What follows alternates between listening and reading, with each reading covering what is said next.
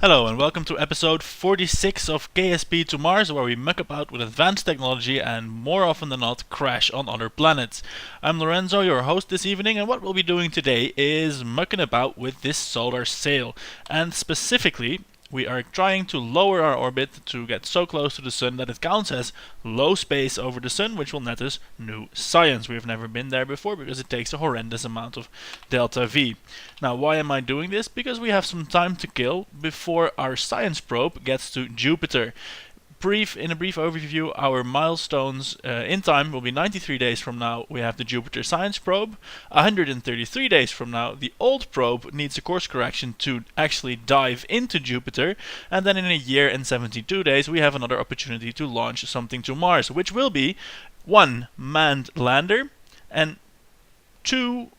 A whole bag of goodies that was previously launched under the name Care Package that will be done again, and this time of course to deliver those ion probe landers to the 2 small moons of Mars. And if there's space on the Care Package, of course we won't need the atmospheric landers this time, as we're sending a manned guy. We might send a reactor module for the space station that's currently orbiting Mars, but without a nuclear reactor. So yeah, that's going to happen.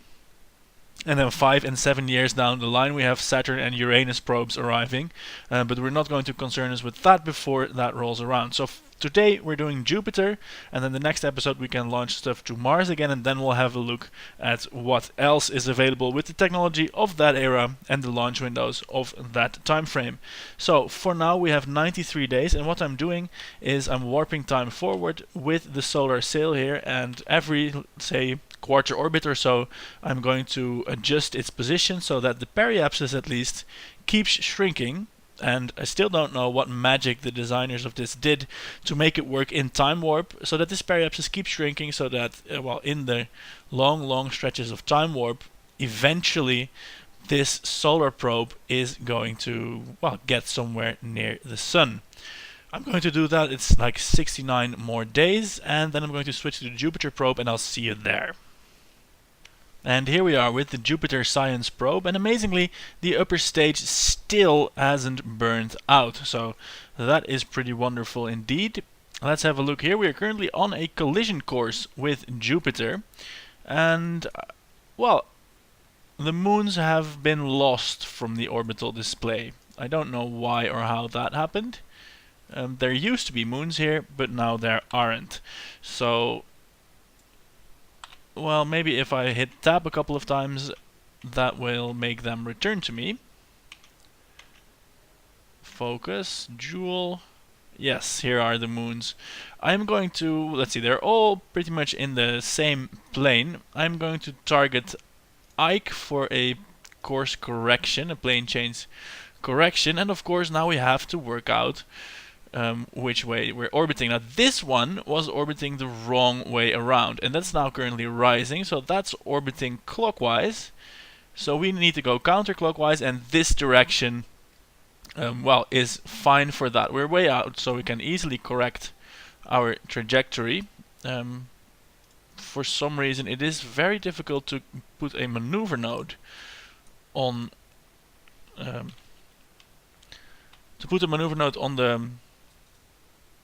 on the course of such a highly elliptical hyperbolic trajectory. I don't know why that is. What I'm going to do though, without a maneuver node I can still do this. I just need to guess.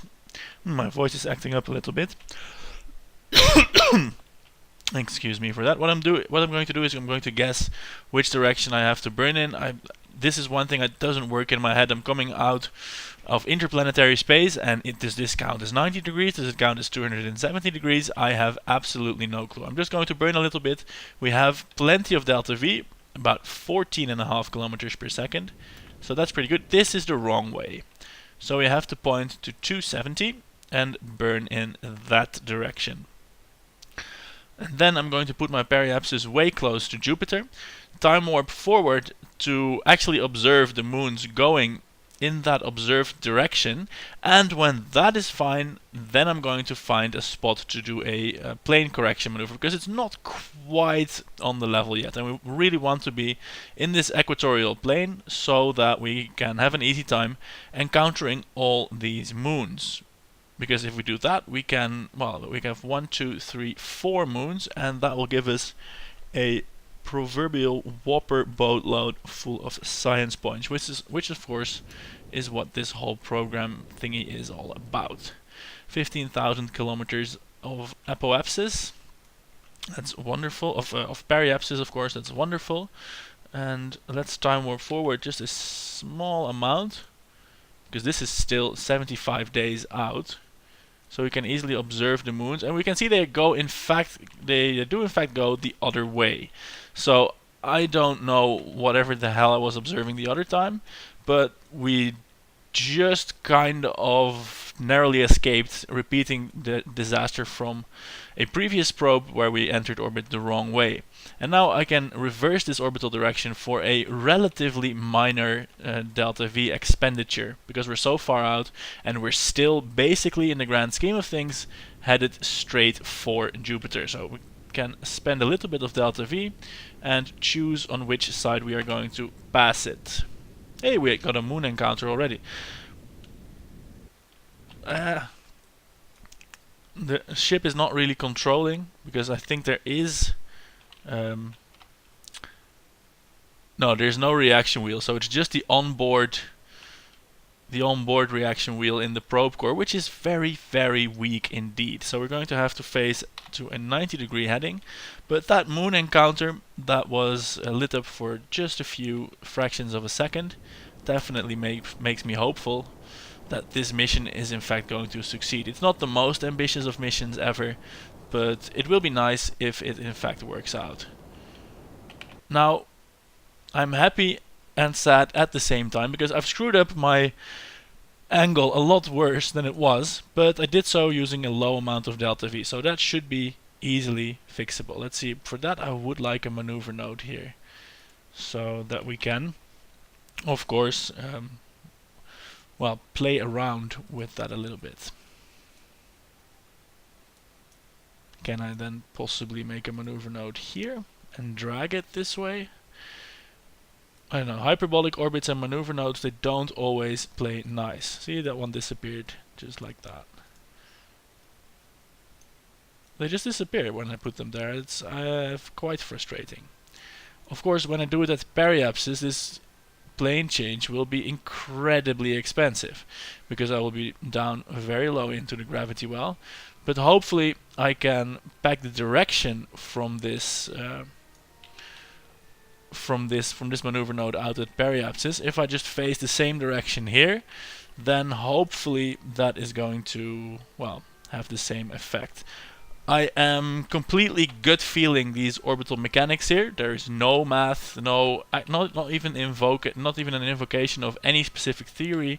No, I'm just like working on my KSP experience. Well, this is the exact wrong way, but it looks to be almost the exact wrong way, which means we simply point to the exact opposite way, where we can then fix our plane, hopefully.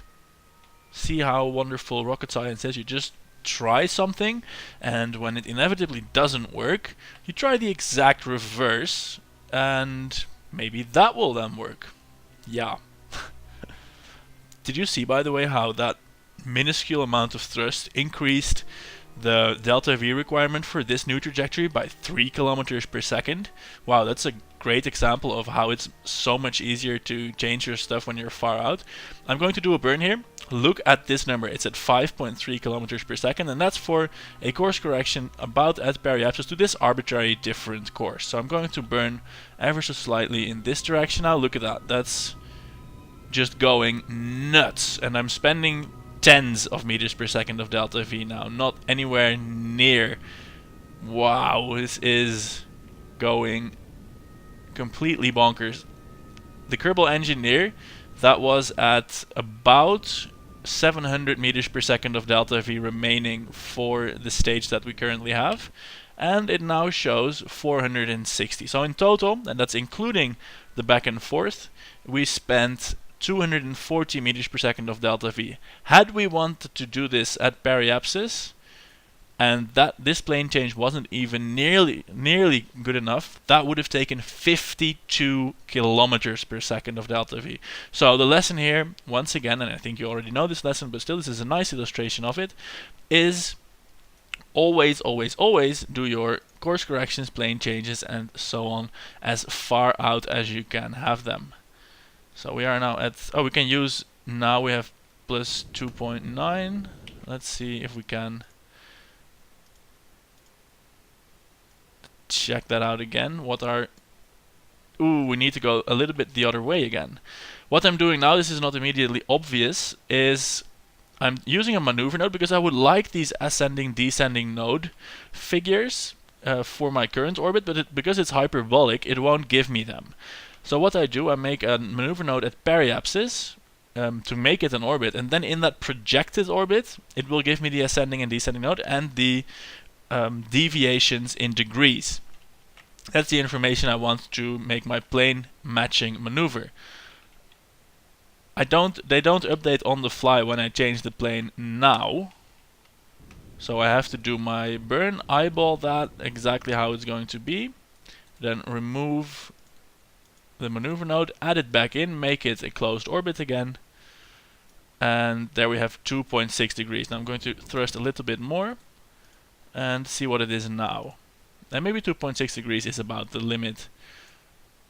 3.0 degrees. So yeah, I'm going to reverse that a little bit again, and I will then settle for 2.6 degrees. Yeah.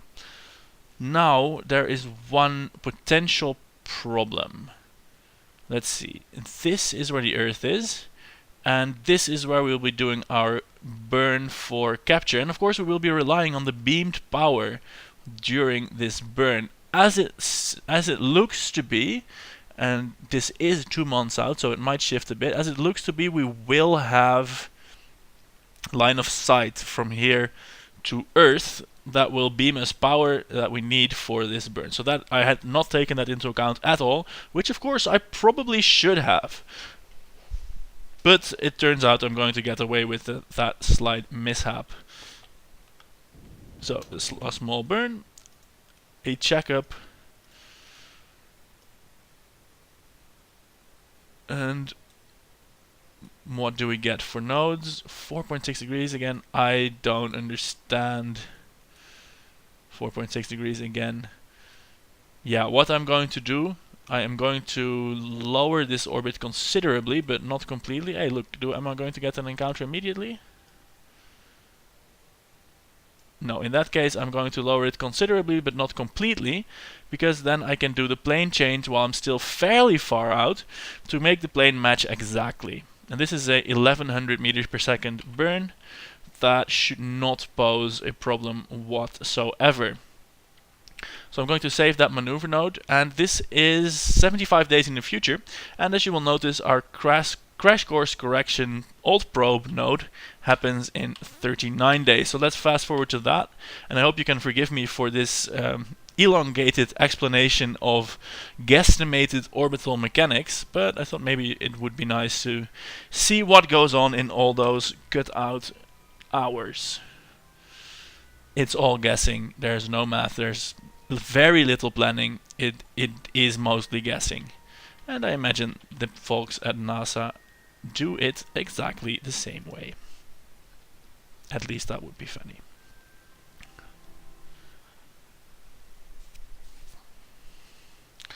So let's have a look. If you'll remember this probe, this is the one that had 30 meters per second of delta V remaining, has done all its science experiments in the Jupiter sphere of influence, and is now at apoapsis, way on the outskirts of its sphere of influence.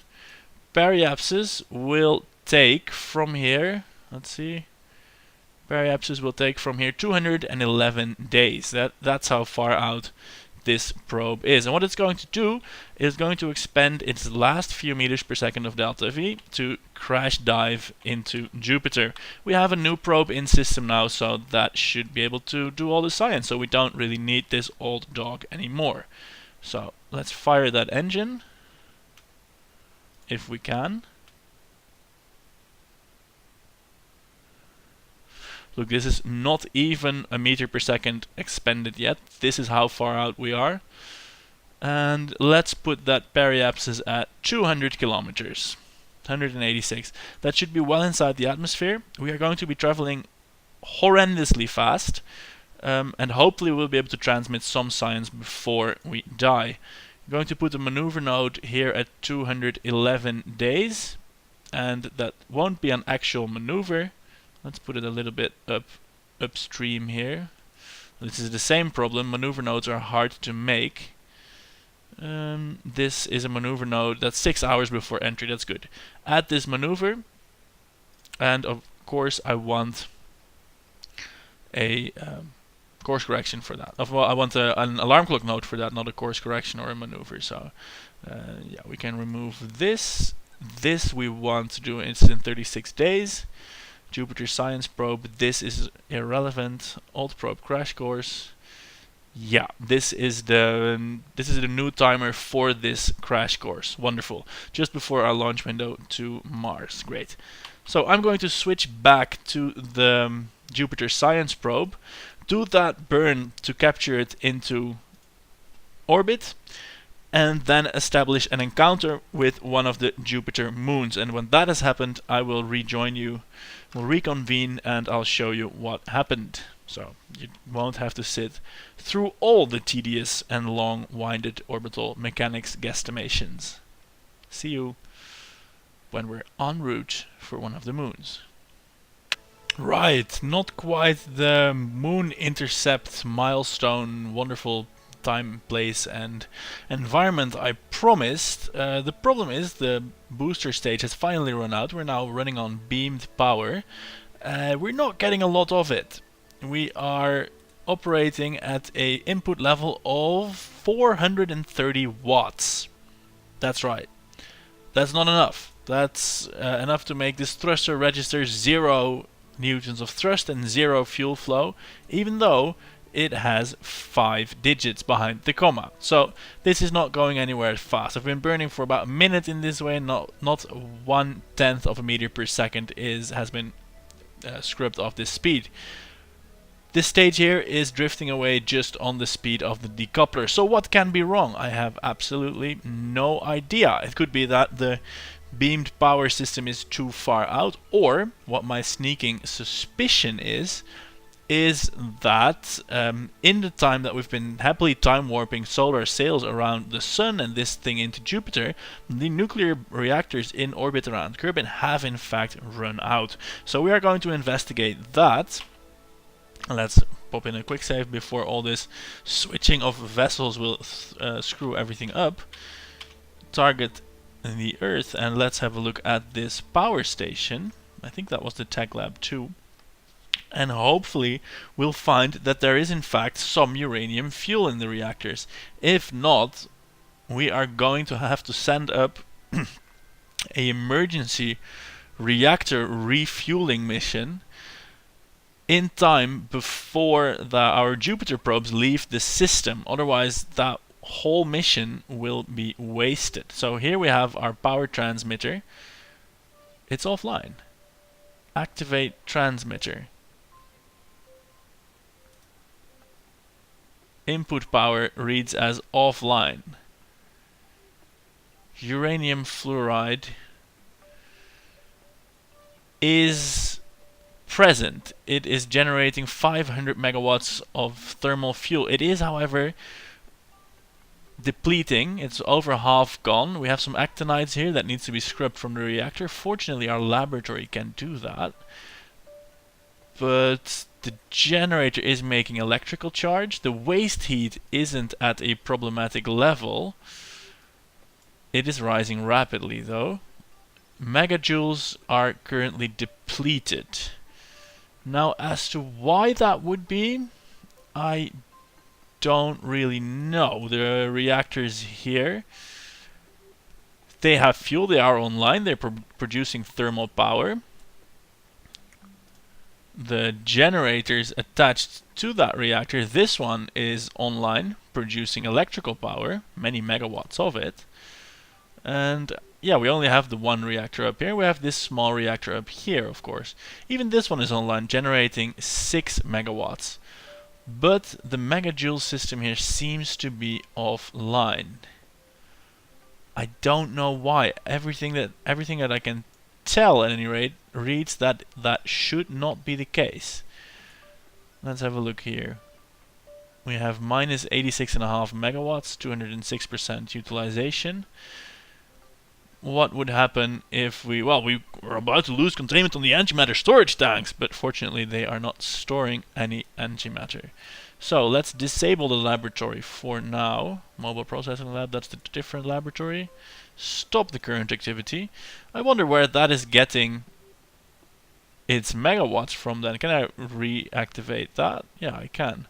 So this one does work with the 5 megawatts that are coming from nowhere. Begin the research here. Deactivate generator. Activate generator. Megajoules are not being added to the system. Deactivate transmitter.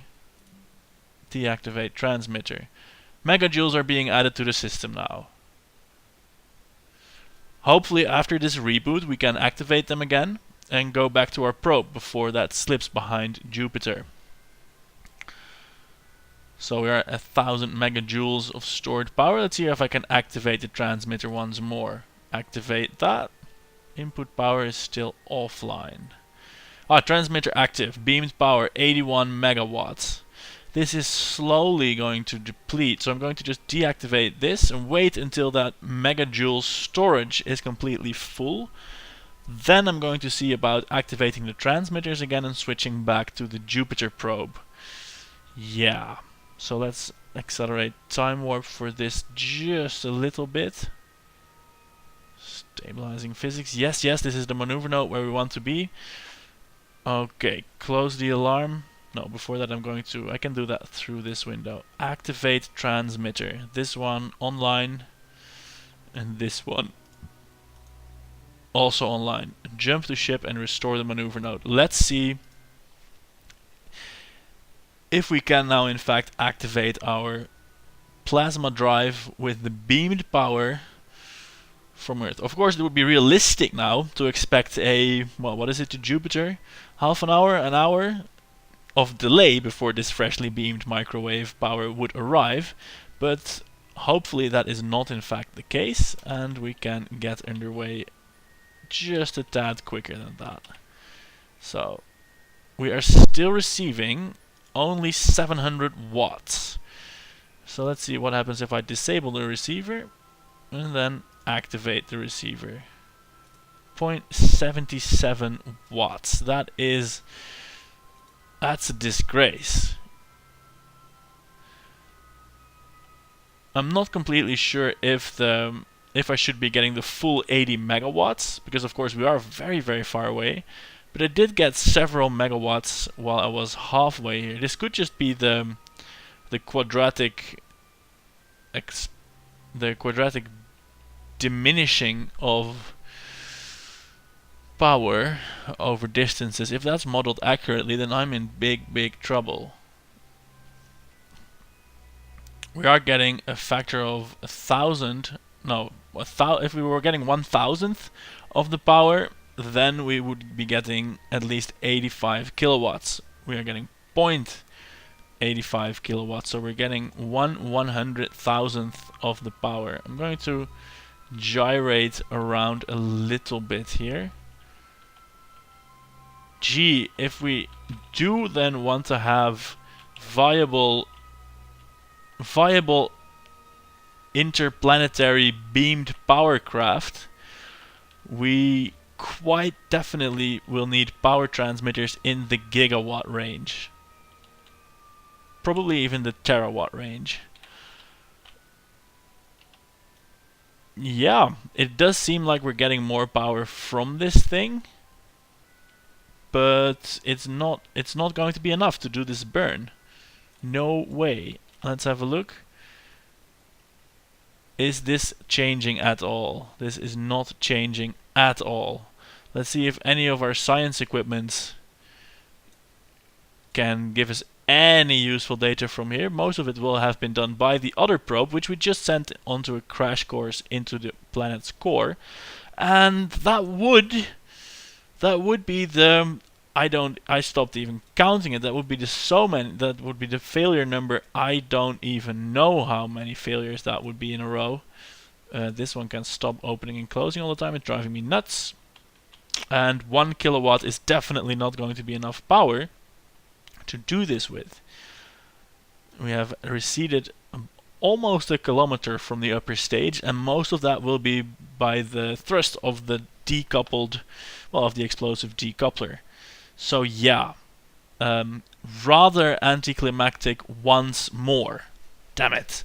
We did at least get some science from the station when we got back to it. 30 points from that.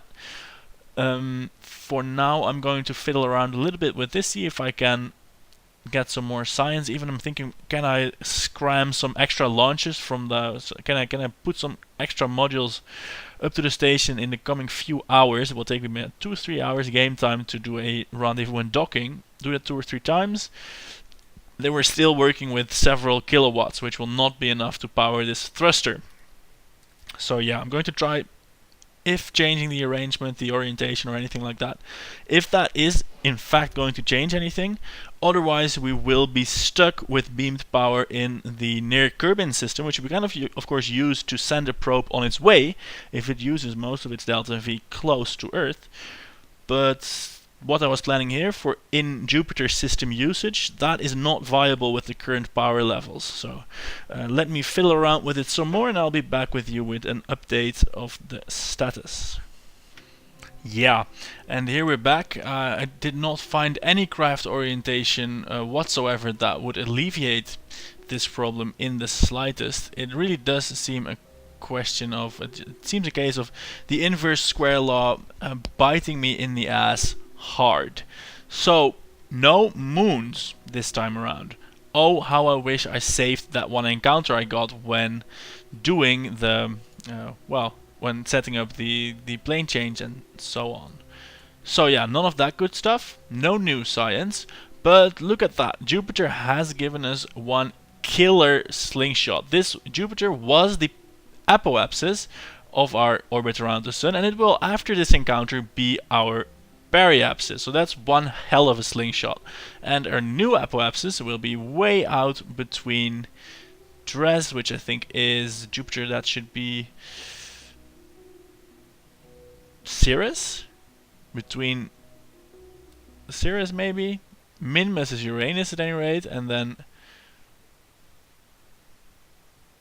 Wait. Oh no, Dres is Saturn, of course, that's one of the next gas giant. So it's way out between Saturn and Uranus. And then we have Pluto way out here, and we're not going there anytime soon yet. So perhaps it will be able to get a chance encounter with one of these celestials. It is, well, it's not in the right plane for Dres. No, none of that good stuff. So, well, we're looking at a very probably junked Jupiter science probe, currently traveling at just under 42 kilometers per second near Jupiter, and tasting the uselessness of its, well, of its beamed power. It's not working out so well for it. Yeah, so with that said, let's cut the engine. It's not doing us any good, and move back to the Solar Sailor, because we are of course not giving up on the space program altogether. We still have our crash course probe that's getting that's going to go into Jupiter, and hopefully it can do some science there. The B mission for the episode has become the A mission, and well, hopefully that can do us some good. In the meantime, we are of course going to do that warping while trying to get the Photon Sailor, our solar sailcraft, close to the actual Sun. So yeah, I am going to take care of that. Let's see, extend these panels, because this solar sail does have a habit of occluding my solar panels, causing this craft to be without power, which is of course not very nice. Right, so let's just have a look-see there. Where are we in this orbit after all this time warping?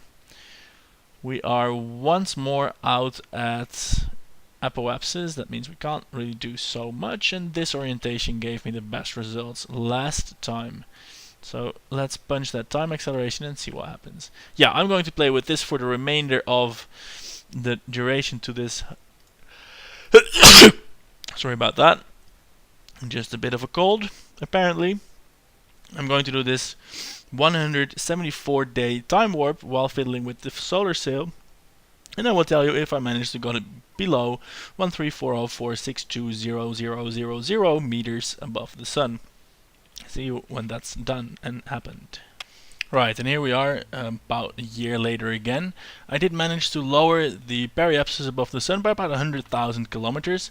That sounds like a lot, but it really isn't. Curiously enough, I found that the orientation to best do this at is pointing the sail straight at the sun, like this.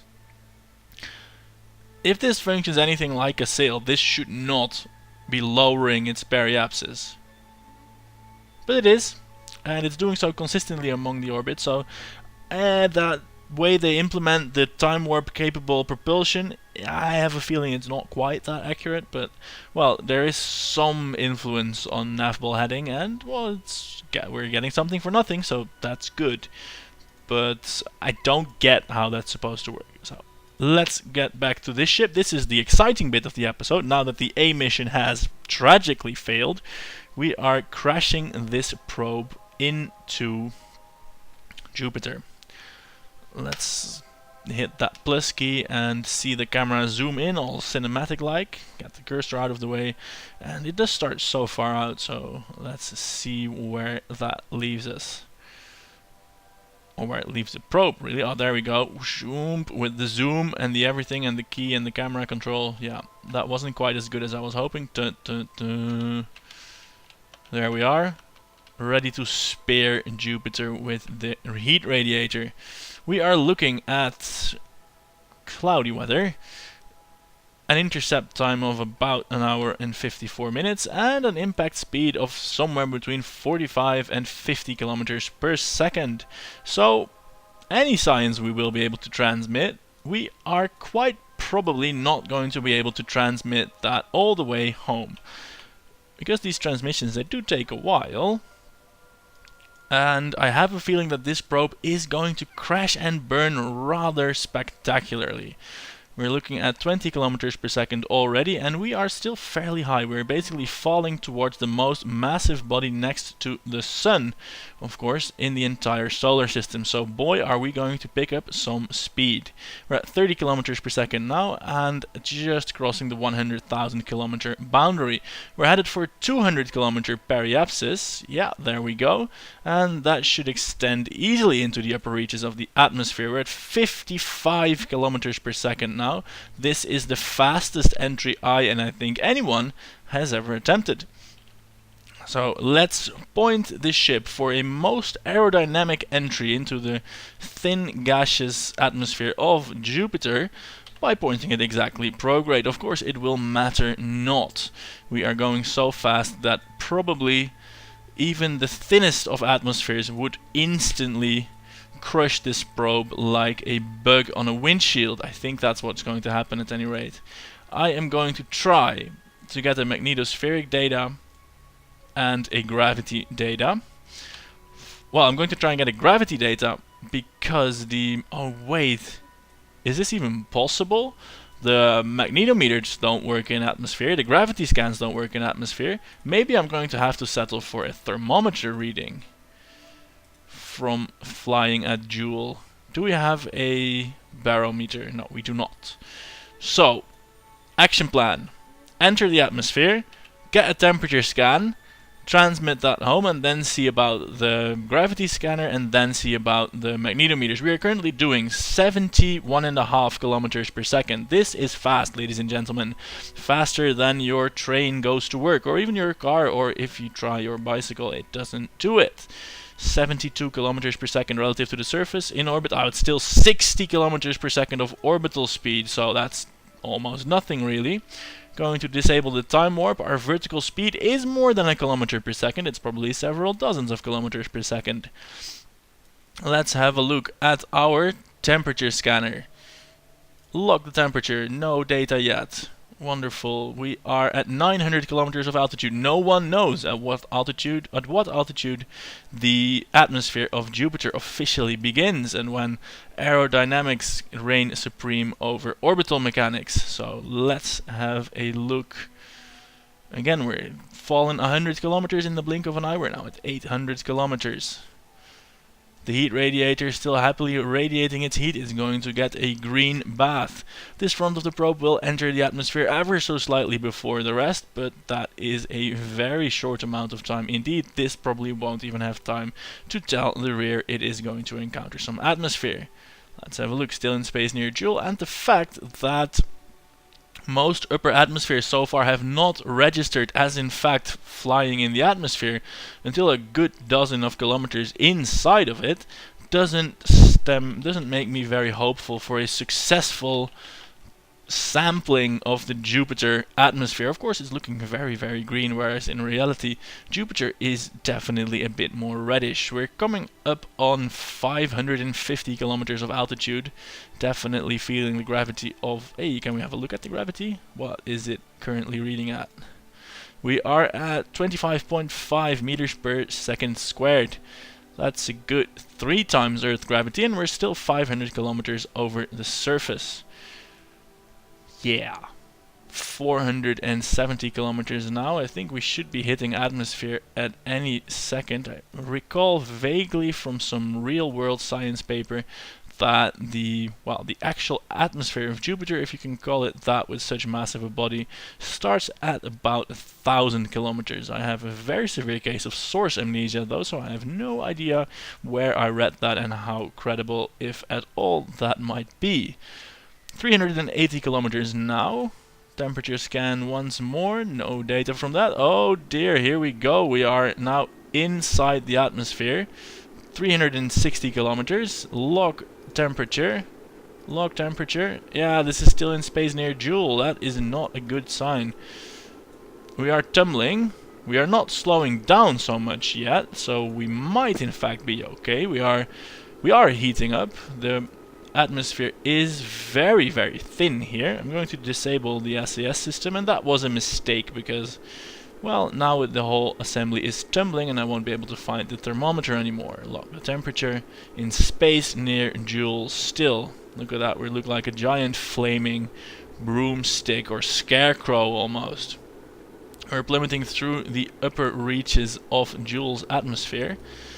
And can we do a gravity scan? No, that still counts as space near Joule. And I am going to eat my hat, if I had a hat, if this is actually going to be a successful aero-braking pass. Meaning that we dip down another 70 more kilometers and then come back out into space again. That's probably not something that's liable to happen. Our temperature scanner, oh, I found it. It's like hidden by a lot of fiery doom. Temperature scan while flying in space near Joule. While flying at Joule, I want to have that. I want to sample the atmosphere, the temperature of the atmosphere. Oh dear, we're getting explosions. Oh dear. I think that was the actual thermometer because... Ooh, explosions. More explosions. I think that was all the science payload. No, we still have the gravioli scanner. Scan those graviolis. In space near Joule. No, is it gone? It is gone, but so is the antenna. We cannot transmit that. 2 science points. We're burning up. The probe core is next, and that would spell the end for this probe at just 200 kilometers over Jupiter. The spectacular end... Oh, is it actually? This probe is apparently doing fine. What about that? The G-forces are extreme. We are... But look at that, something is happening. Hey, I discovered something. It was going at 24.3 Gs. And the probe core, if it's going backwards, doesn't get heated up. So, that's some new information. Everything died. No science.